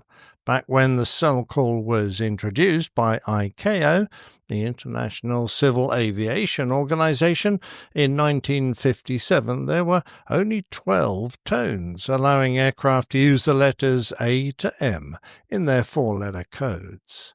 The year I joined Virgin, that was expanded to allow 16 tones, A to S, which the astute amongst you will realize should end with the 16th letter, P, except that I and O were excluded to prevent possible confusion with ones and zeros. Each of our aircraft was allocated its own cell call code when it joined Virgin, but even with the expanded options, only 10,920 possible codes could be created. Since there were considerably more aircraft than that in the world, code duplication was inevitable. But to prevent too many false alerts, Aviation Spectrum Resources Incorporated assigned duplicates to airlines operating in different regions of the world. As I write this, Cell Call 32 is now being rolled out, having been approved by ICAO a few years ago. Now fully established on the oceanic track system, the crew settled back and relaxed. With nothing to do, I was already completely relaxed and admiring my new workplace. My previous flying life had been sweaty, odorous, and fast-paced, but here I was in shirt sleeves, cooled by air conditioning, swigging coffee, and nibbling the snacks provided to keep us going until our 3-course meals arrived. What's more, instead of a 90-minute trip out over the North Sea and back to my old RAF base, we were heading for a new city, somewhere I'd never been before. The menus came, and we each picked a different meal, so being the junior bod, I got the fish. The food, however, was great. Our aircraft trogged on, eating up the waypoints on the flight plan.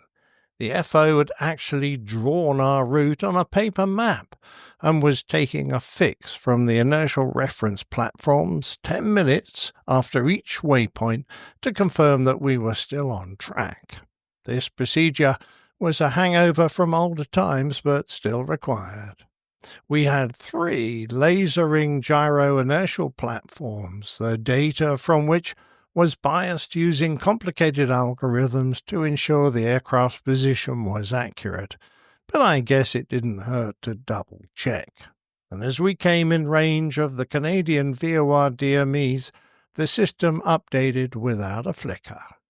At the Gander side of the pond, we were welcomed into the arms of their long-range radio relay stations, identified and sent off down the eastern seaboard, heading towards New York. As we passed over Boston, we stuffed our faces on finger-sized sandwiches with the crusts cut off, and a cream tea of scones, strawberry jam, and clotted cream. I licked my fingers clean whilst listening to the arrival briefing. There wasn't a spare approach plate to let me follow the procedure, but I gathered we were flying the Canarsie VOR to land on 13 left at JFK. I would learn that this approach wasn't universally liked, since it was based on a non-precision beacon about halfway down the arrival and required us to fly an inbound course and make a small turn overhead the VOR onto a different course, then descend down to the missed approach point. There was no descent path guidance for this approach, and it was designed to be flown stepping down to each new altitude. That is, from assault 6 miles before the VOR, a descent from 3,000 feet to 1,500 feet to be leveled by the Canarsie beacon was required. Then a second descent was flown down to 800 feet by Dimmel, the missed approach point. Assuming you were visual at Dimmel, a 90-degree right-hand visual turn was then needed to line up with the runway whilst descending down to the threshold. This all sounded pretty out of the ordinary, and to be truthful, I wondered how it had happened that the biggest airliners in the world were required to fly this cockamamie approach. The crew flew the arrival beautifully, however, ignoring the steps and maintaining a steady 3-degree approach all the way down until the visual turn, where the descent had to be reduced to around 2 degrees. We flew past the nominated landmarks leading us to the runway, the Shore Parkway, the Aqueduct Raceway, and finally over the Hilton Hotel at less than 200 feet over its rooftops. Throughout, I had struggled with the rapid-fire radio comms in a no-nonsense New York accent and the unusual terminology, but when the guys called JFK ground, I gave up completely. I found it surprising that the ground controller didn't take us to the gate. In fact, we had to act as a kind of go-between between him and the ramp controller to discover if we could even enter the ramp area. How this convoluted system had evolved was beyond me. It certainly hadn't been designed to make life simple.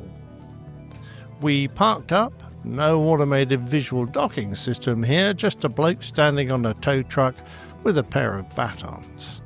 As the captain wound the 4 engines down, there was no relaxing to talk about what we'd just done, a quick scribble in the tech log, and we were gathering our belongings whilst the last of the passengers got off. The upper class section was long since empty, since their ticket prices included a rapid exit, and the cleaners were already hard at work tidying up when a senior girl popped a couple of beers into my flight bag. Not sure if that was okay, I shrugged and meekly followed the line of bright red uniforms through immigration, customs, and on to the crew transport.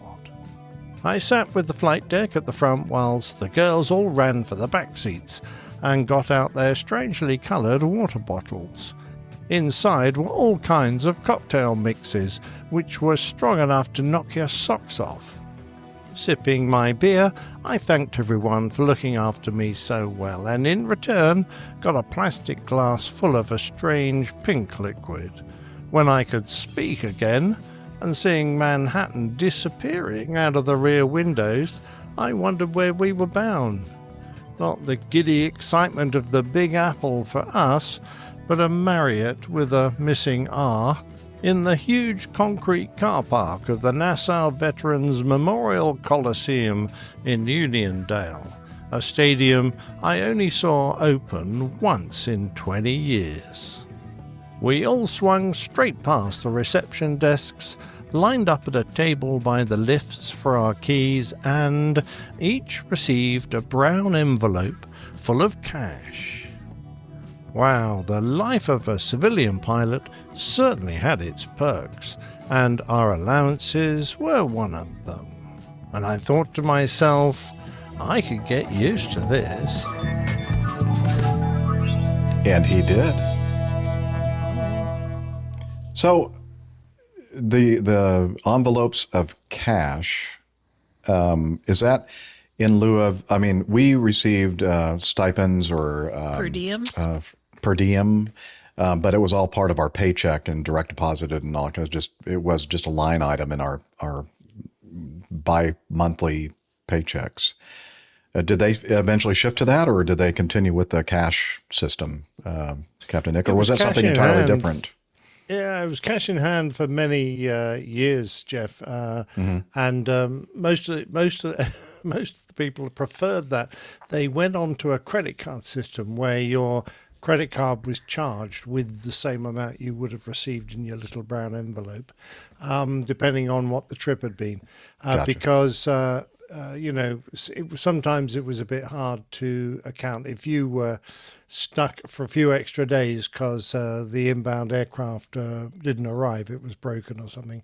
It was quite hard to get your cash out of the hotel for the extra days, and the credit card worked quite well. But on the other hand, it was always nice to get a pocket full of local currency. That was very convenient, quite honestly. But that was what I was going to ask, was just that so you didn't have to go to the currency exchange?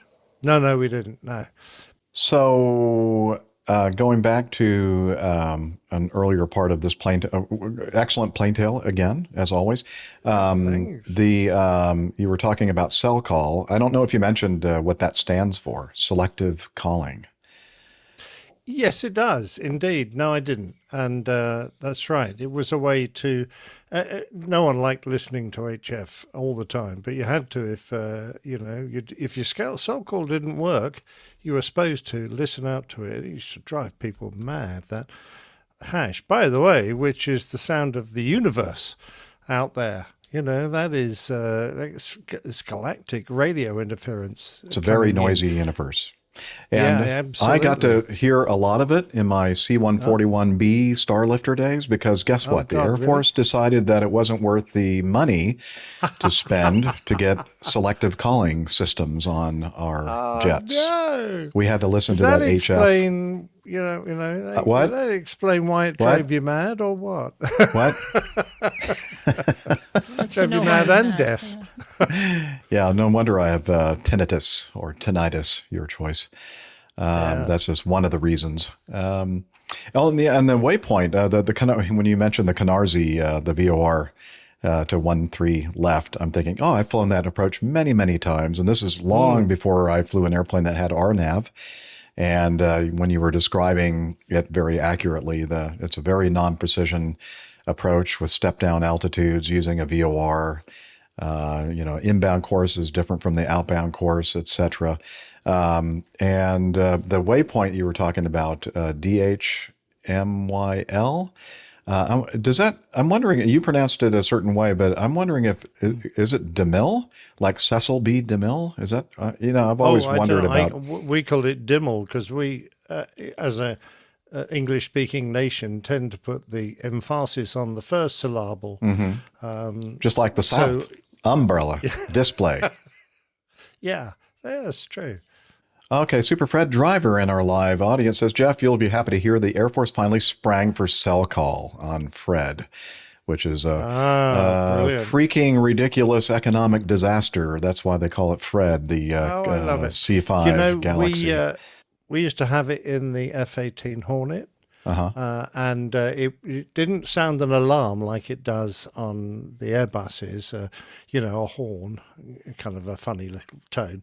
Bitching Betty just came up and said, HFCOM.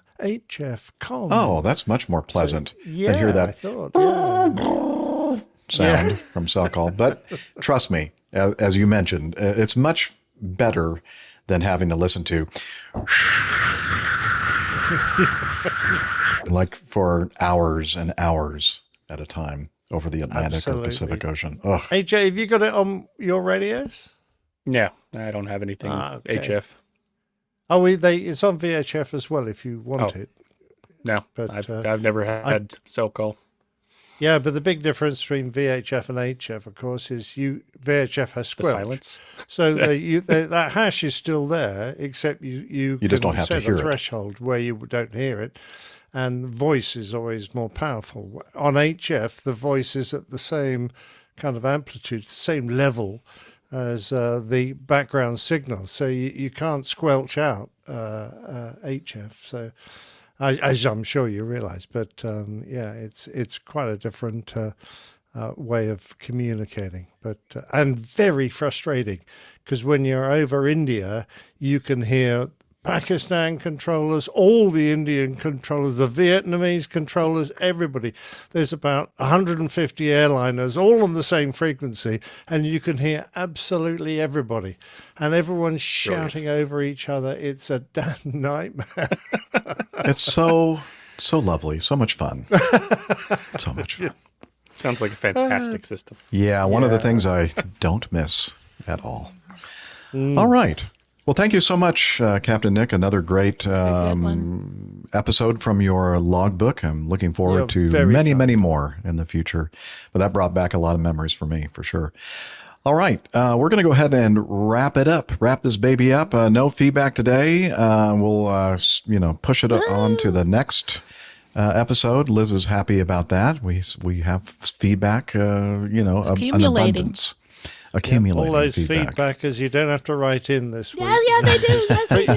No. Liz is saying, you do. You still have to. Zip it, man. Zip it. Zip it. No, we don't want any feedback this week. Well, while we all consider that, let's point you over to the airlinepilotguy.com website where you'll find information about the crew and the community and so much more. Just check it out, airlinepilotguy.com. And we're also on the social media. Captain Nick. Oh, I'm the social media expert this week. Okay, if you're a Facebook freak, look for Airline Pilot Guy, all one word. And if you've X'd out on X, at APG Crew is our handle. Now, if you want to see the artwork, which is just about all we put on Instagram, although Steph is very active on Instagram, again, it's APG Crew, all one word. And if you fancy seeing the sausage being squeezed out, then go to youtube.com/Airline Pilot Guy. Such a terrible visual. Yes. Yeah.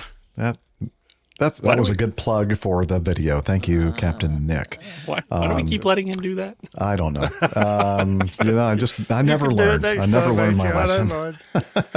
All right, and we also have, of course, in my APG headquarters bathrooms, the second bathroom. Hello. Hello. Strut slack. Okay, but I'm dripping wet. That's okay. We know. You're always dripping wet. Here we go. He's going to tell us about Slack. APG listeners, please join us on our Slack team. Slack is a communication, coordination, and sharing platform that works on your mobile, laptop, or browser. On Slack, we share news and ideas, we suggest episode and Plain Tales topics, we plan events and meetups. To get into the Slack team, please email me at slack@airlinepilotguy.com. That's SLACK, Sierra Lima Alpha Charlie Kilo @airlinepilotguy.com. Or send me a tweet with your preferred email address to @Hillel, and I'll send you an invitation. That's Hillel, spelled Hotel India 11 Echo 1, and see you in Slack. Thanks a lot, Hillel. Jeff, What? I don't understand it. How can we be out of conditioner again? I use a lot of conditioner. Sorry. That's How why does- your how does the hair keep looks from getting so all under pruny? control. Yeah. Thank you.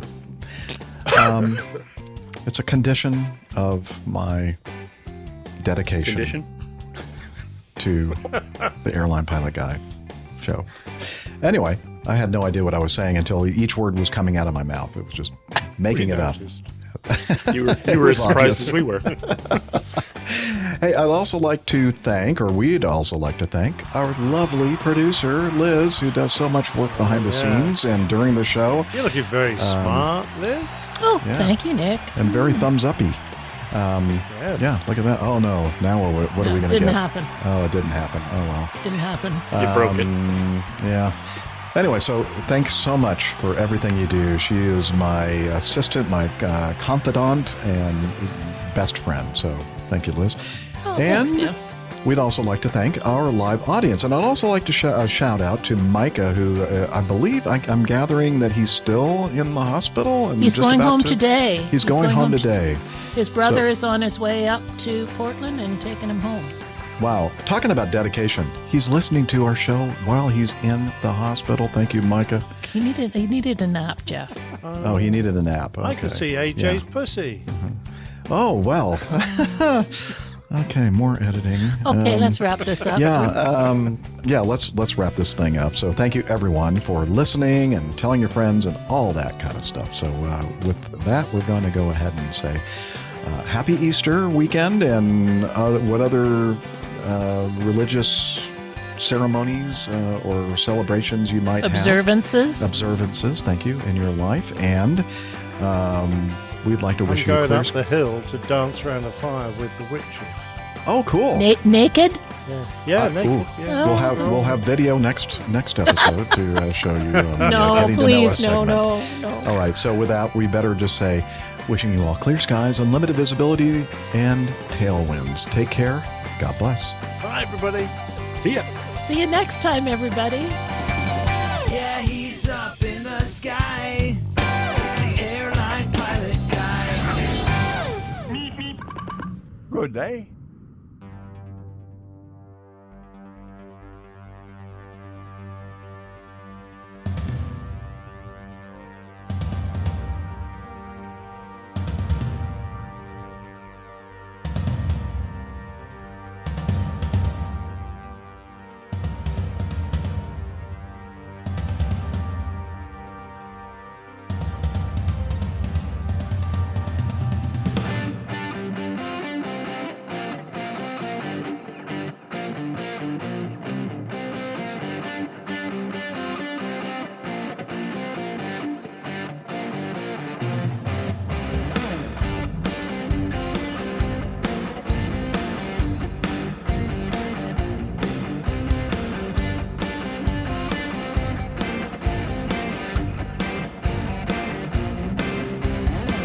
Now look at them yo-yos, that's the way you do it. You talk a lot on the APG. Now that ain't working, that's the way you do it.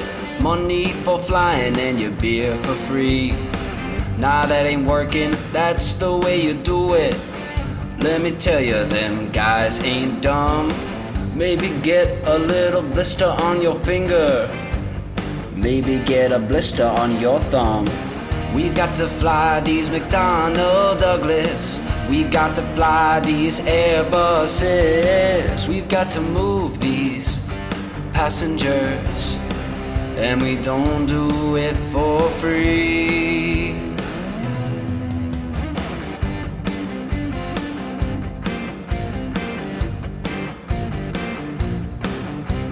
See that little pilot with the stripes and the mustache? Yeah, buddy, that's his own hair. That little pilot flies his own jet airplane. That little pilot is a millionaire. We've got to fly these McDonnell Douglas. We've got to fly these Airbuses. We've got to move these passengers, and we don't do it for free.